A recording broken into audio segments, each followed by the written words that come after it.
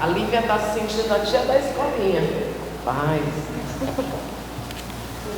E aí bota no banco, escolhe quem fica lá e quem não fica.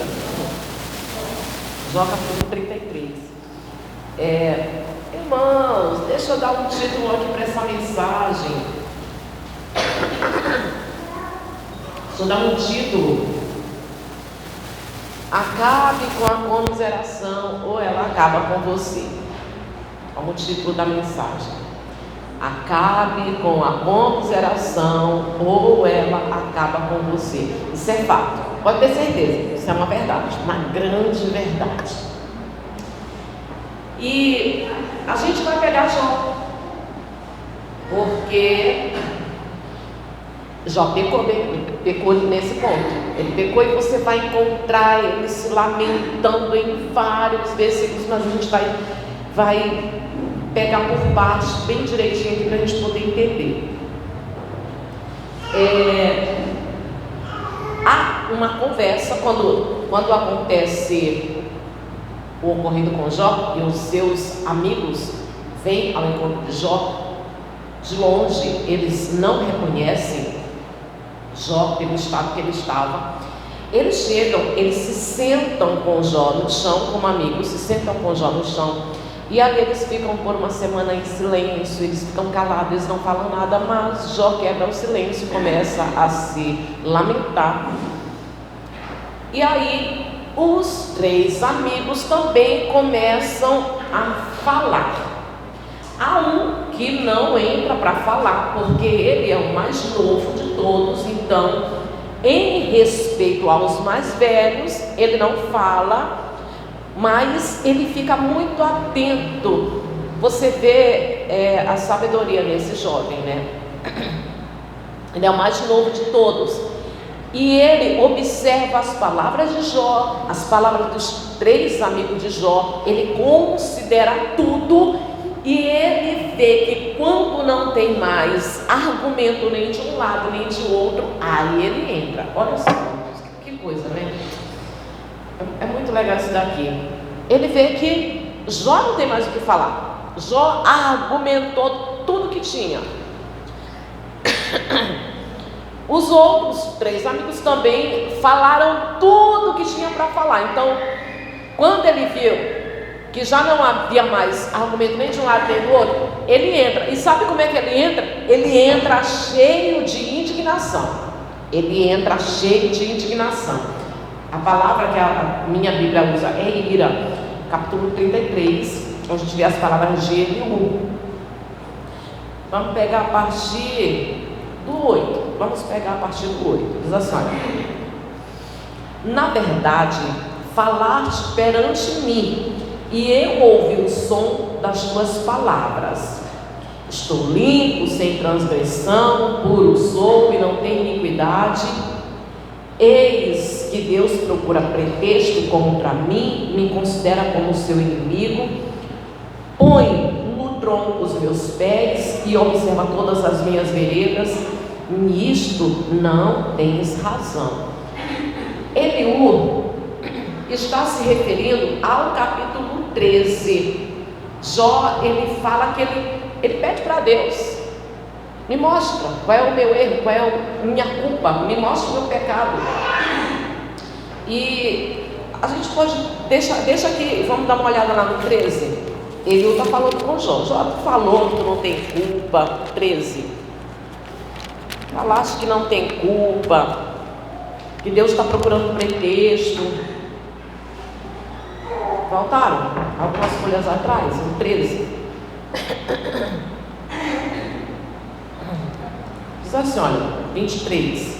Jó, ele fala assim: quantas culpas e pecados tenho eu? Notifica-me a minha transgressão e o meu pecado. Porque escondes o rosto e me tens por teu inimigo? Bom, a gente pode voltar para lá. Mas eu quero que você não esqueça aqui as palavras de Jó. Eu quero que você não esqueça, porque ele fala que Deus está tendo ele como inimigo. E ele se gaba da sua justiça, da sua retidão. De fato, o próprio Deus falou que Jó é justo. O próprio Deus falou que Jó é justo. Só tem uma coisa, que todo o sofrimento acabou mostrando um pecado de Jó. Na verdade, mostrando pecados, mas ficou muito nítido um pecado, que esse, irmãos, é um risco para todo crente, é um risco. Amados, eu já cheguei a conversar aqui com vocês e falar que eu já tive uma luta muito grande por causa desse pecado. Já tive uma luta muito grande, porque eu consegui detectar resquícios desse pecado em mim, e isso me causava muita luta, sabe, lágrimas, choro.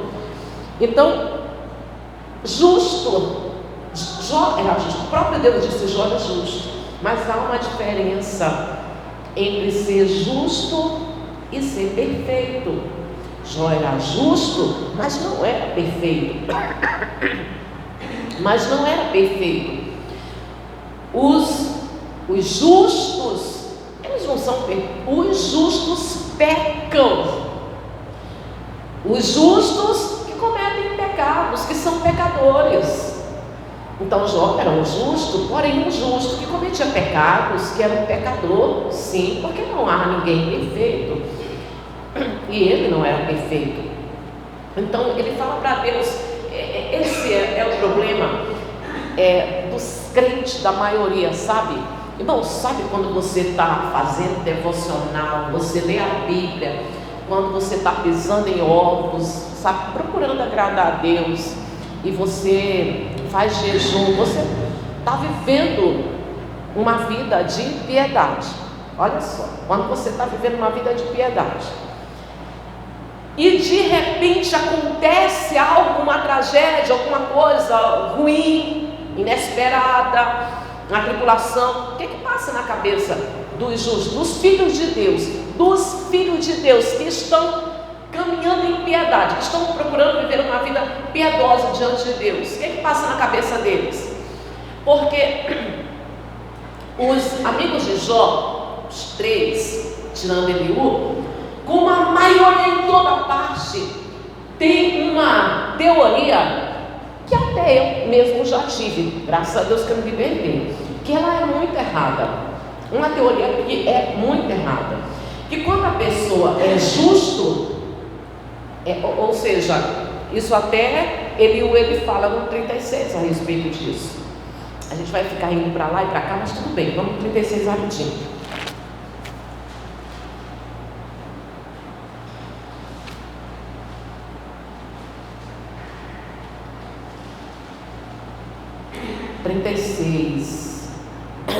Versículo 6 diz assim: olha, não poupa a vida ao perverso, mas faz justiça aos aflitos. Então, uma pausa.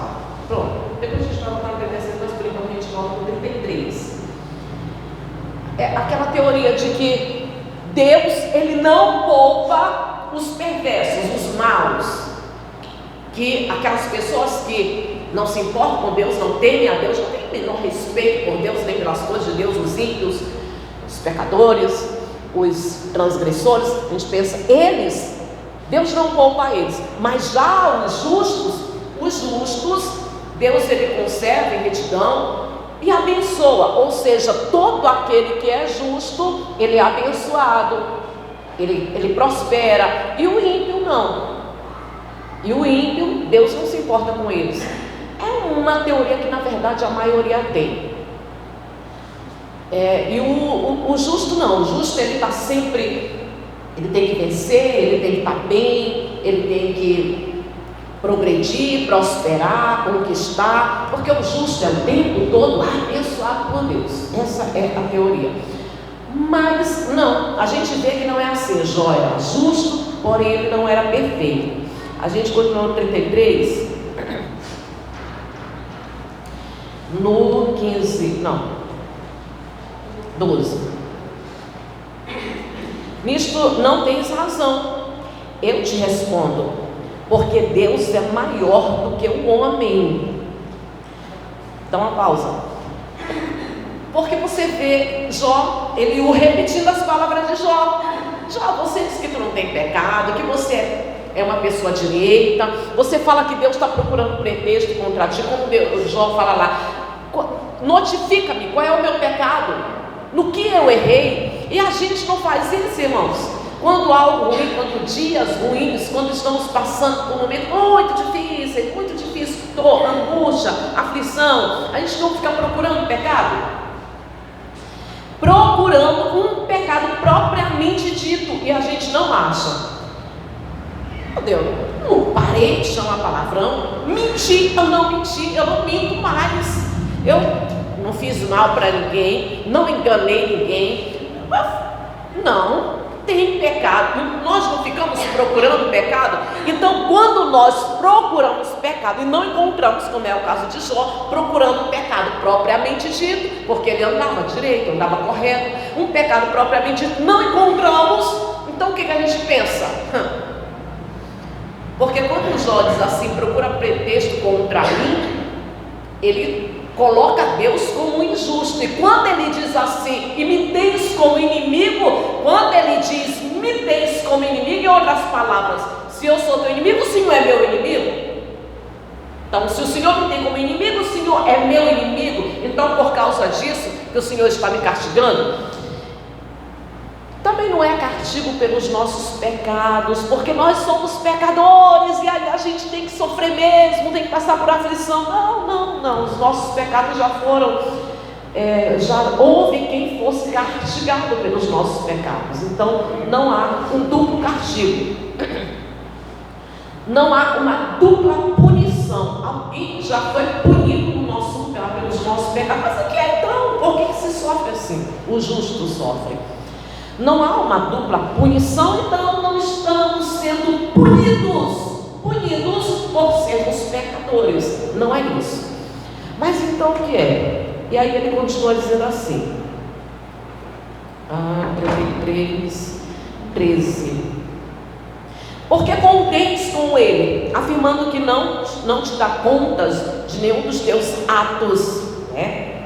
Contentes com Deus, ficava discutindo com Deus. No 14, pelo contrário, Deus fala de um modo, sim, de dois modos, mas o homem não atenta para isso. Em sonho ou em visão, de noite, quando cai sono profundo sobre os homens, quando adormecem na cama, então lhe abre os ouvidos e lhe sela as suas instruções, para apartar o homem do seu desígnio e livrá-lo da soberba, para guardar a sua alma da cova e a vida de passar pela espada. Aqui ele explica tudo. É muito interessante, irmãos, que os 3 amigos de Jó tiveram falhas nas palavras, tiveram falhas. Mas você há de concordar comigo que no 42, Deus ele repreende os 3 amigos, ele não repreende ele um. Então é porque o que ele hoje está falando aqui tem verdade. Deus concorda. O que eu estou dizendo para você está lá no 42. Vamos lá comigo rapidinho. Capítulo 42.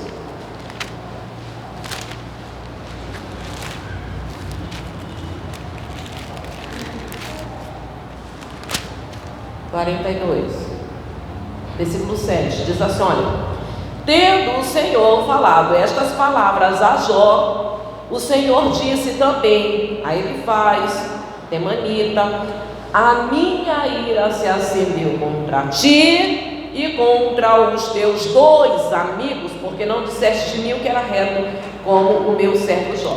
Bom, podemos voltar para lá. Então você vê que há verdade aqui.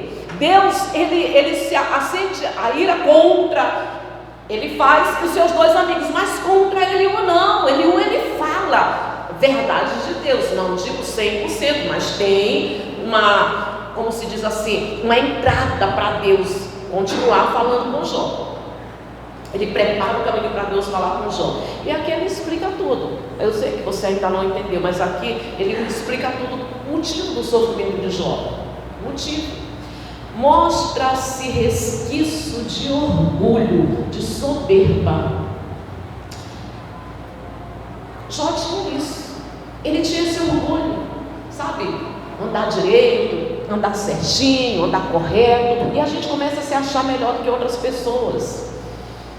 A gente começa a se achar mais direito do que outras pessoas, mais santo do que outras pessoas, né? Mais correto, mais diferente do que outras pessoas. E isso não é certo, irmãos. O orgulho, a soberba, e Jó tinha esse pecado entre outros, né? Que a desconfiança. A desconfiança.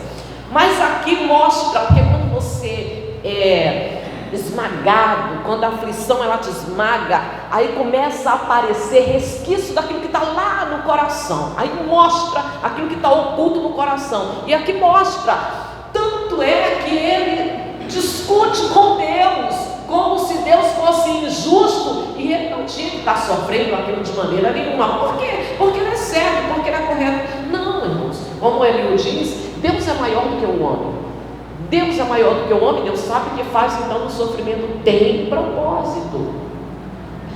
O propósito de Deus no sofrimento de Jó não foi só ser glorificado em Satanás, mas o propósito de Deus, como diz aquele, quando há erro, quando há falha, Deus ele mostra, ele sempre mostra. Agora, se o homem continua, se ele dá continuidade no pecado, aí Deus ele tem uma outra forma de falar, que é o sofrimento.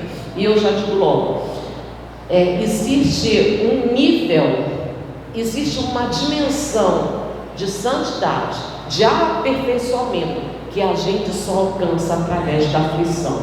Davi, ele entendeu isso, por isso ele fala lá no Salmo 119, versículo 53, ele disse: foi-me bom ter passado pela aflição, porque eu aprendi os teus mandamentos. Então existe uma dimensão entenda isso. Existe uma dimensão do aperfeiçoamento de santidade que nós só alcançamos através do sofrimento. Não é maldade, ou seja, não é Deus castigando o homem com o chicote da punição, mas é o bisturi, é Deus com uma ferramenta de um cirurgião para tirar aquilo que levaria o homem à morte e à destruição. Não há nenhum perfeito, nenhum sequer, nem eu, nem você, não há sobre a terra nenhum perfeito, nenhum homem perfeito. Todos nós precisamos de aperfeiçoamento, e Deus ele vai fazer isso como um pai, não como um carrasco. Ele não estava como inimigo de Jó, não era inimigo de Jó, mas como um pai. Ele estava corrigindo Jó como um pai. E ele continua dizendo assim, o que eu falei está no versículo 18, tá? Por que Deus ele fez isso? Olha, para guardar a sua alma na cova e a sua vida de passar pela espada, quando nós passamos por aflição. Esse tratamento de Deus nos livra da destruição, nos livra da morte, nos livra da destruição. O propósito da dor não é punir por sermos pecadores. Nosso pecado já foi punido em Cristo. Não é punir, mas é salvar do orgulho e salvar da destruição, causando a dor, né, como uma ferramenta de um cirurgião e não como um chicote do carrasco. A gente vai lá no 36. 36 também são palavras de Eliú, e eu gosto muito do 36, muito. A gente já leu o 6, mas a gente volta no 6. Diz assim: não poupa a vida dos perversos, mas faz justiça aos aflitos. A maioria pensa que é o tempo todo assim, mas no versículo 7, olha só: do justo não tira os olhos, antes com os reis no trono os assenta para sempre e são exaltados. Dá uma pausa aqui. Você sabe muito bem, há de concordar comigo, que a maioria das religiões são baseadas nessa teoria em quê? Do versículo 7. A maioria. são baseadas nesse versículo bem aqui. Então, o justo tem que o tempo todo prosperar, tem que conquistar, sabe? Tem que vencer na vida, e tem que estar bem o tempo todo. Olha as palavras de Elu, olha essas palavras dele. Volta de novo comigo no 7. Olha, do justo não tira os olhos. De fato, é verdade. Antes, com os reis no trono os assenta, para sempre são exaltados. Ok, tá certo. No 8. Se estão presos em grilhões e amarrados com corda de aflição, dá uma pausa aqui. Opa, peraí, agora ele muda. Ele está dizendo que nem sempre os justos são assentados com os reis e são exaltados para sempre. Aqui no versículo 8, ele mostra que há possibilidade do justo estar amarrado com cordas de aflição. O justo, os filhos de Deus, que há essa possibilidade deles serem amarrados com grilhões e amarrados com cordas de aflição. No 9, e ele lhes faz ver as suas obras, as suas transgressões, o que se houveram com soberba. Abre-lhes também os ouvidos para a instrução e manda-lhes que se convertam da sua iniquidade. Dá uma pausa aqui. Irmãos, todo homem, por mais que seja justo, filho de Deus, não é perfeito. Não é perfeito. Estamos sujeitos, e graças a Deus que nós estamos sujeitos e vamos experimentar a correção de Deus. E a correção, a princípio, não é motivo de alegria, como diz o livro de Hebreus capítulo 12, versículo, não lembro agora. Como diz o livro de Hebreus 12, que a princípio a correção ela não é motivo de alegria, mas depois produz em nós deixa eu ver como é que está lá, Hebreus 12, vou lá rapidinho, tá?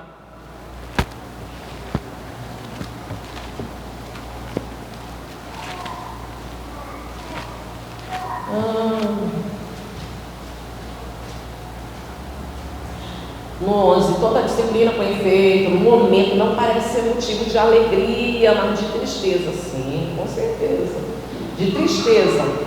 Ao depois, entretanto, produz fruto pacífico, ao que tem sido por ela exercitado, fruto de justiça. Então não é o inimigo de Jó, é o pai. Não é inimigo, é o pai corrigindo Jó, fazendo com que ficasse à vista, à tona, esse orgulho. Peraí, porque eu não tenho pecado propriamente dito, porque eu parei de fazer as coisas erradas, eu não posso sofrer? Como assim? Se eu sei que eu sou sujeito a falhas, se Deus ele permitir, há um propósito, porque Deus não permite sofrimento sem propósito. Então há um propósito. Quando você vê Jó se lamentando, se lamuriando, e quanto mais até, deixa eu ver aqui que é para poder narrar. Versículo 36, 11. Se o ouvirem e o servirem, acabarão seus dias em felicidade e os seus anos em delícia. Porém, se não ouvirem, serão transpassados pela herança, morrerão na sua cegueira. Isso que Deus ele não quer. Os ímpios de coração amontoam para si a ira, e agrilhoados por Deus não clamam por socorro. Esses são os que não se importam com Deus. No 14, perdem a vida na sua mocidade e morrem entre os prostitutos cultuais. Ao aflito livra por meio da sua aflição, e pela opressão lhe abre os ouvidos. Eu volto a repetir, esse 15 aqui está dizendo que há um nível de santidade que só se alcança através da aflição. No 16, assim também procura tirar-te das falsas da angústia para um lugar espaçoso, em que não há aperto, e as iguarias da tua mesa seriam cheias de gordura, mas tu te enches de juízo do perverso, e por isso o juízo e a justiça te alcançarão. Guarda-te, pois, de que a ira não te induza a escarnecer, nem te desvie a grande quantia de resgate Olha só o 19: estimaria ele as tuas lamúrias e todos os teus grandes esforços.